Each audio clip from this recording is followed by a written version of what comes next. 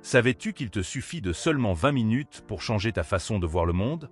Bienvenue sur ma chaîne Livre en 20 minutes, l'endroit où je te résume en peu de temps les meilleurs livres sur la finance, le développement personnel, la productivité et des histoires captivantes. Si tu n'as pas beaucoup de temps pour lire, ou si tu souhaites simplement obtenir les idées clés rapidement et efficacement, tu es au bon endroit. Aujourd'hui, nous allons plonger dans un livre qui va te faire reconsidérer beaucoup de choses à propos de l'argent. La psychologie de l'argent de Morgan Housel. Personnellement, je le considère comme l'un des livres les plus précieux sur les finances personnelles, et tu vas vite comprendre pourquoi. La plupart d'entre nous pensons que le succès financier dépend de comprendre les marchés ou de prendre les bonnes décisions d'investissement. Mais Housel nous montre qu'il y a quelque chose d'encore plus important, la manière dont nos émotions et nos expériences de vie influencent nos décisions financières. Car même si beaucoup ne l'admettent pas, l'argent est tout aussi émotionnel que rationnel. Si tu veux découvrir comment nos expériences, la chance, le risque et les émotions influencent profondément notre relation à l'argent, reste avec moi. J'ai divisé ce résumé en 10 chapitres principaux pour que tu puisses comprendre de manière claire et organisée les idées les plus importantes du livre sans te perdre dans les détails. Chapitre 1. Personne n'est fou. Morgan Housel commence par une affirmation qui peut sembler surprenante. Personne n'est fou. L'idée est que même lorsque nous voyons quelqu'un prendre des décisions financières qui nous paraissent irrationnelles, ces choix ont tout leur sens pour cette personne. Chacun prend des décisions en se basant sur ses propres expériences de vie et le contexte dans lequel il a grandi. Ce qui peut paraître fou pour toi peut être parfaitement logique pour une autre personne si l'on prend en compte son histoire et ses vécus. Imagine quelqu'un qui a vécu la Grande Dépression des années 30. Cette personne a vu ses économies fondre, les entreprises fermer et la sécurité financière disparaître. Cela l'a sans doute poussé à développer une aversion au risque et à opter pour des décisions extrêmement conservatrices. Maintenant, pense à quelqu'un né dans les années 90, en période de stabilité économique et de croissance technologique. Cette personne a vu les marchés grimper et se sent plus à l'aise pour prendre des risques, car son expérience lui dit que les bons temps ont tendance à durer. La leçon ici, c'est que l'argent n'est pas seulement une affaire de chiffres. Il est profondément lié à nos émotions et à ce que nous avons vécu. Par conséquent, on ne peut pas juger les choix financiers des autres sans connaître le contexte qui les motive. L'important est de prendre conscience de l'influence de nos expériences sur nos décisions et d'apprendre à équilibrer l'émotionnel avec le rationnel. Un exemple fascinant de cette idée est celui de Ronald Read, un concierge et mécanicien qui, avec son salaire modeste, a accumulé une fortune de 8 millions de dollars au cours de sa vie. Il n'a pas pris de risques insensés, ni joué à la loterie boursière. Read a grandi pendant une époque d'incertitude économique, ce qui lui a appris la valeur de la patience, d'épargner régulièrement et d'investir avec prudence. Son approche était simple, investir dans des entreprises solides et attendre. Malgré des revenus modestes, sa discipline et sa vision à long terme lui ont permis d'accumuler une grande fortune. Ce cas illustre parfaitement que ce n'est pas seulement le montant que tu gagnes qui compte, mais la manière dont tu le gères. Chapitre 2. Chance et risque. L'un des concepts les plus intéressants présentés par l'auteur, c'est le rôle que joue la chance et le risque dans nos vies financières. On a tendance à penser que le succès est quelque chose que l'on contrôle complètement et qui dépend uniquement de prendre les bonnes décisions. Cependant, Housel nous rappelle que le hasard joue un rôle fondamental dans nos succès et nos échecs et que nous ne pouvons pas toujours tout maîtriser. Un exemple célèbre est celui de Bill Gates. Nous savons tous qu'il est brillant et qu'il a travaillé dur pour construire Microsoft, mais le livre nous invite à considérer un détail intéressant. Bill Gates a eu la chance de fréquenter l'une des rares écoles aux États-Unis qui disposait d'un ordinateur dans les années 70. Sans ce coup de chance, son histoire aurait pu être complètement différente. La chance n'enlève rien à son mérite, mais elle nous rappelle que tout n'est pas sous notre contrôle. D'un autre côté, Housel raconte l'histoire de Kent Evans, un ami proche de Gates qui était aussi incroyablement talentueux et qui avait le potentiel de connaître un succès similaire. Cependant, Evans est mort tragiquement à 17 ans dans un accident d'escalade. Ce contraste illustre bien comment le risque et la chance sont toujours présents, influençant nos vies de manière imprévisible. Tandis que Gates a eu la chance de saisir une opportunité unique, Evans a été victime d'un risque imprévisible. L'auteur nous apprend qu'au lieu de nous focaliser uniquement sur les résultats, nous devrions concentrer nos efforts sur le processus. Les décisions rationnelles n'assurent pas toujours le succès, car le hasard et les circonstances peuvent intervenir de façon inattendue.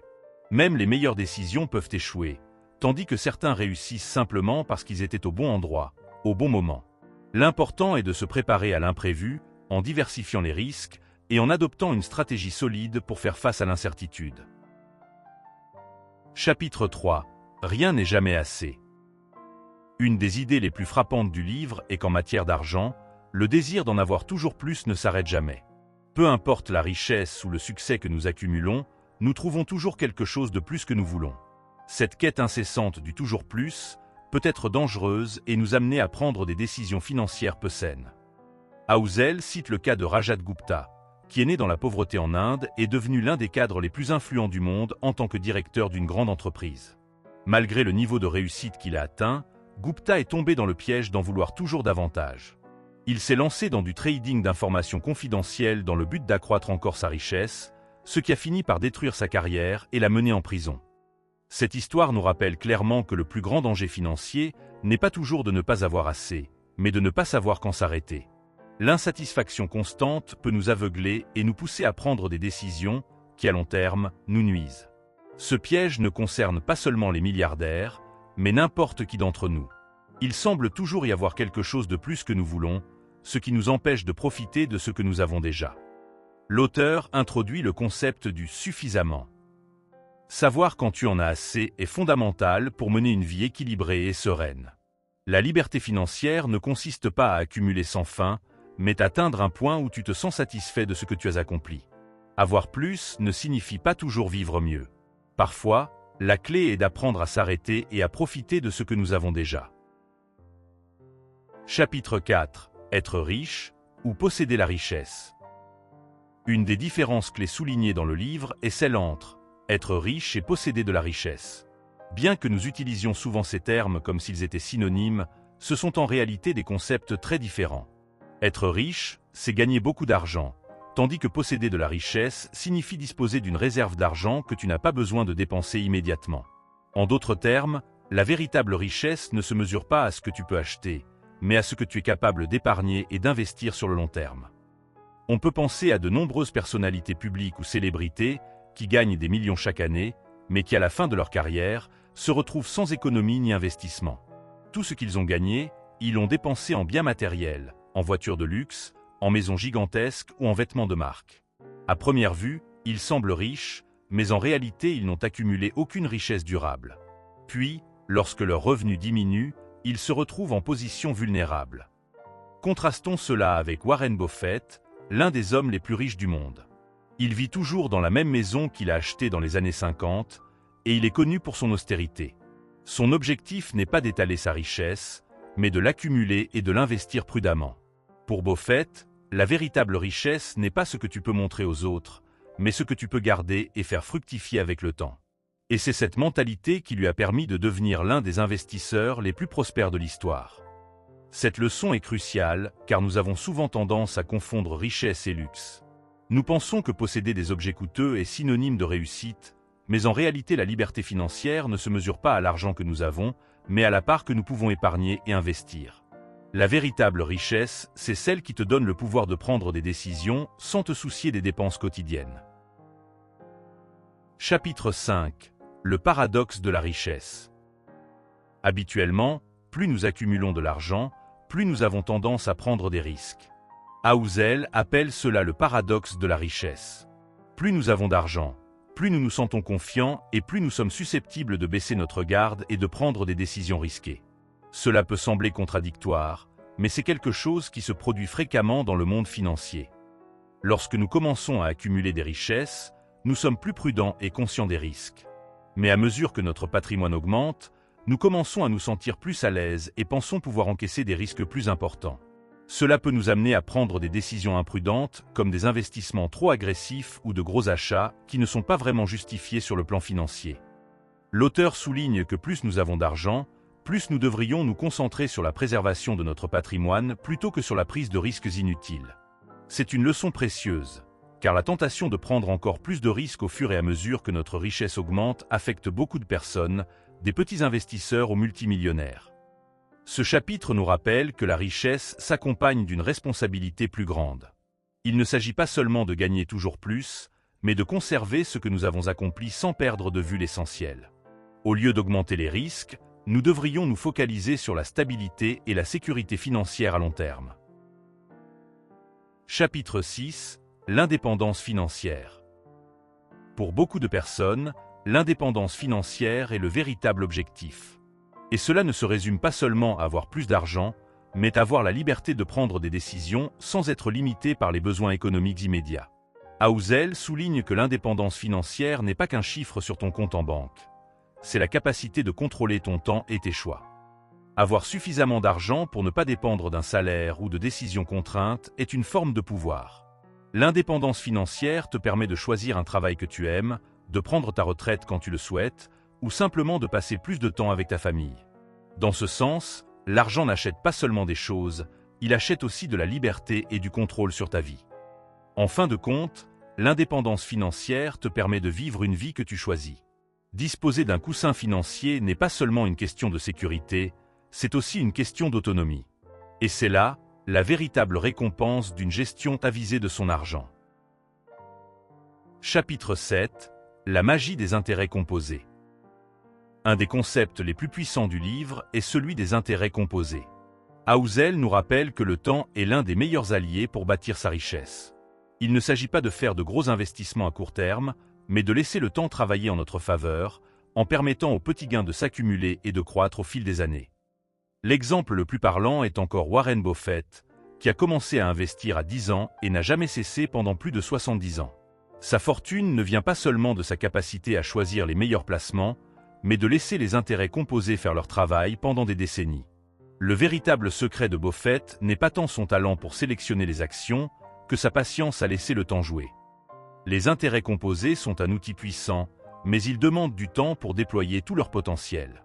La leçon ici est que tu n'as pas besoin d'être le meilleur investisseur du monde pour accumuler de la richesse. Ce qu'il faut, c'est du temps et de la patience.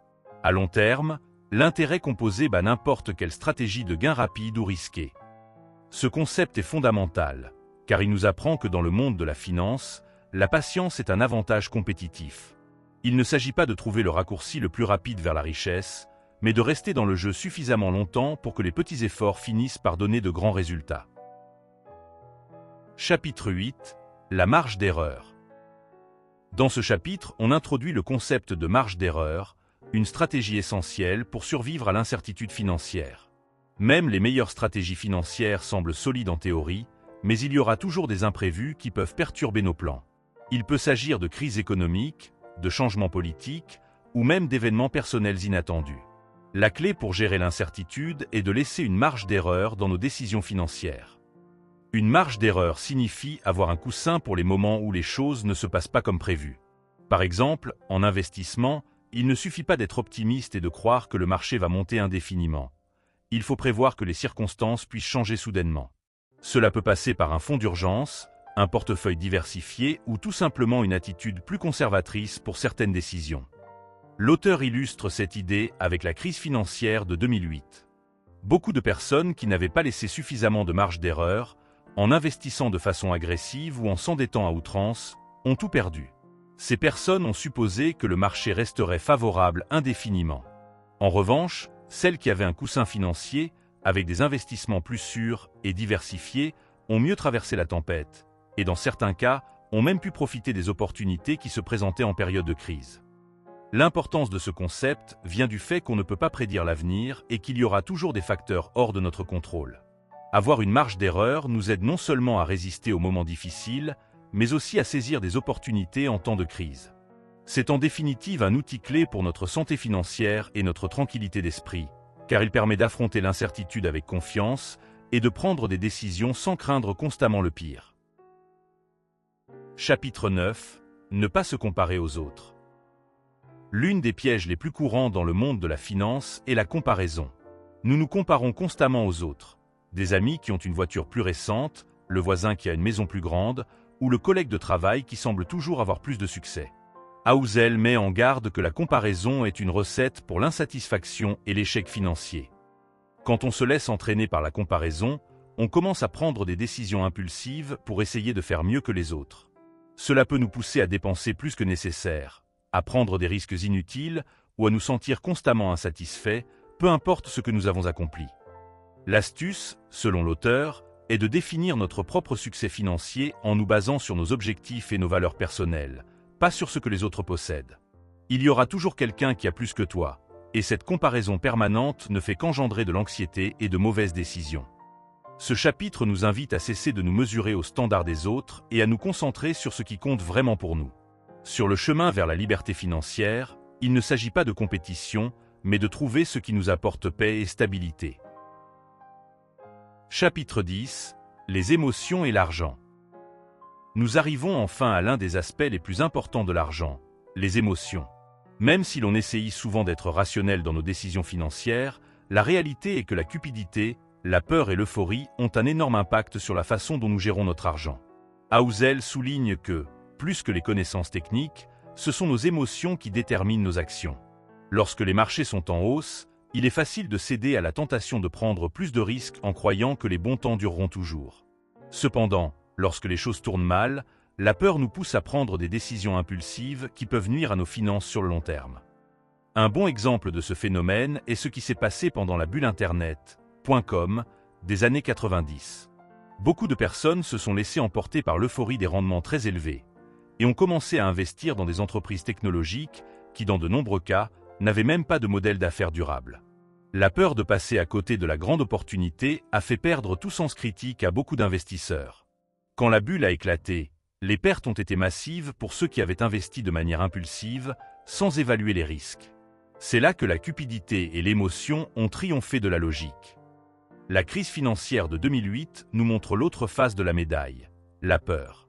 De nombreuses personnes ont vendu leurs actifs dans une tentative désespérée de limiter leurs pertes, pour voir ensuite les marchés se redresser. Housel insiste sur le fait que ce genre de réactions émotionnelles à court terme, bien que compréhensibles, aggrave souvent la situation. Vendre au moment de la panique est généralement le pire choix financier qu'on puisse faire, mais c'est une décision dictée par la peur, non par la raison. La leçon principale de ce dernier chapitre est claire. Apprendre à gérer nos émotions est essentiel pour prendre de bonnes décisions financières. Rester calme en période d'incertitude et ne pas se laisser emporter par l'enthousiasme ou la panique est crucial pour réussir sur le long terme. Les émotions sont inévitables, mais reconnaître leur influence et savoir les canaliser nous permettra de prendre des décisions plus rationnelles et d'éviter des erreurs coûteuses. Conclusion, la véritable liberté financière. En résumé, la psychologie de l'argent de Morgan Housel nous apprend que le succès financier ne se résume pas à maîtriser les marchés ou à avoir la meilleure stratégie d'investissement. Il s'agit de comprendre comment nos émotions, nos expériences et nos circonstances influencent nos décisions et d'apprendre à naviguer dans le monde complexe de l'argent avec patience, prudence et une marge pour l'erreur. Si nous parvenons à contrôler nos émotions, à garder une vision à long terme et à être conscients de l'influence du hasard et du risque, nous serons beaucoup plus proches d'atteindre la liberté financière que nous désirons tous. Et voilà, nous arrivons à la fin de cet épisode. Un grand merci d'être resté jusqu'ici. J'espère que ce résumé t'a plu et que tu en retiendras un message positif pour ta vie. Si c'est le cas, je t'invite à t'abonner à la chaîne et à laisser un bon like. Cela m'aide à continuer à créer plus de contenu pour toi. Si tu as des recommandations ou des suggestions de livres, n'hésite pas à les laisser dans les commentaires. On se retrouve la semaine prochaine pour une nouvelle vidéo de livres en 20 minutes. À bientôt.